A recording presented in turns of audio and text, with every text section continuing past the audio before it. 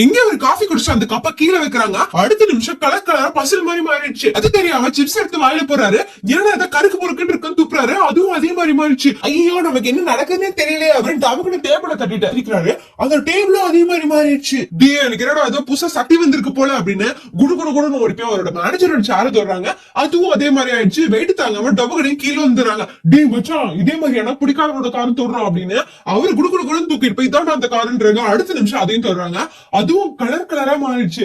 இதே மாதிரி போற வர பொருள் எல்லாம் தொட்டு தொட்டு அவங்க இஷ்டத்துக்கு மாத்திட்டு இருக்காங்க.